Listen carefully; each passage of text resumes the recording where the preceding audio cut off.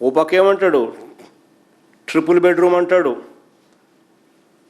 Triple bedroom అనడమే కాదు, మేనిఫెస్టోలో ఆయన ఏమన్నాడు తెలుసా? మేనిఫెస్టోలో ప్రతి ఇంటి నిర్మాణానికి అదనంగా ఆదివాసీలకు 1,00,000, ఎస్టీలకు అంటే కొండ ప్రాంతం కాకుండా కింద ప్రాంతంలో ఉన్న ఎస్టీలకు 75,000, ఎస్సీలకు చేనేతలకు 50,000,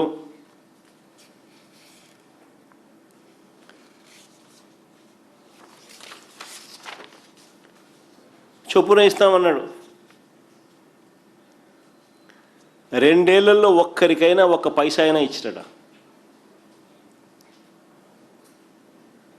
అదనంగా ఇస్తానని చెప్పిన ఈ వ్యక్తి కనీసం 2 ఏళ్లలో ఒక్కరికైనా 1 పైసా ఇవ్వలేదు. దీని మీద గట్టిగా అడిగితే 16 రోజుల అసెంబ్లీ సమావేశాల తర్వాత కూడా ఈ పెద్ద మనిషి నోట్లో నుంచి 1 మాట రాల.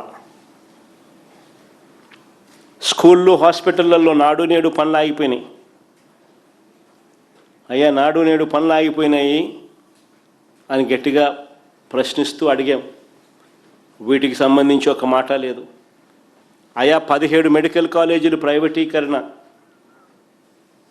వద్దు అని ప్రజలు పెద్ద ఎత్తున సంతకాలతో తమ నిరసనను కూడా తెలియజేసిన పరిస్థితుల మధ్య మీ నిర్ణయాన్ని వెనక్కి తీసుకుని ఆ 17 మెడికల్ కాలేజీలను, ఆ 17 దేవాలయాలను పూర్తి చేయండి అయ్యా చంద్రబాబు అని చెప్పి గట్టిగా అడిగితే దాని గురించి కూడా 1 మాట లేదు.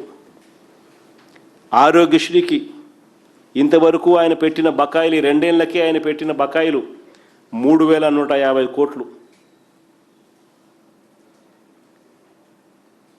ఈ సంవత్సరం మళ్ళీ 2026-27లో ఈ స్కీమ్ మళ్ళా నడవడానికి నెలకు 330 కోట్ల రూపాయల చొప్పున 12 నెలలంటే 4,000 కోట్లు కావాలి. అంటే ఈ 4,000 ప్లస్ ఈ 3,150, 7,150 కోట్లకు గాను ఈయన బడ్జెట్లో కేటాయింపులు చేసింది 4,000 కోట్లని చేశాడు. కానీ ఈయన ఏ రోజు కూడా కేటాయింపులు బడ్జెట్లో పెట్టిన దానికి కేటాయింపులకు ఖర్చు చేసింది చూస్తే ఏ రోజు కూడా కనీసం 2,000 కోట్లు దాటల.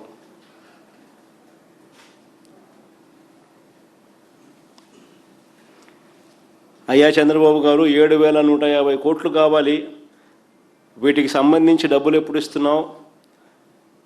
3,150 కోట్ల రూపాయలు బకాయిలే ఉన్నాయి. ఈ సంవత్సరం స్కీమ్ నడవడానికి మరో 4,000 కోట్లు కావాలి. నెట్వర్క్ హాస్పిటల్స్లో టోటల్గా స్ట్రైక్ చేస్తూ ఉన్నారు.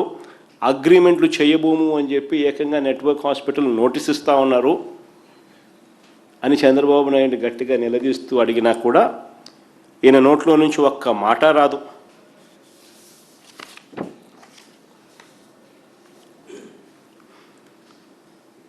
ఉద్యోగులకు అధికారంలోకి వస్తూనే ఇస్తానన్న ఐఆర్ ప్రస్తావన లేదు బడ్జెట్లో.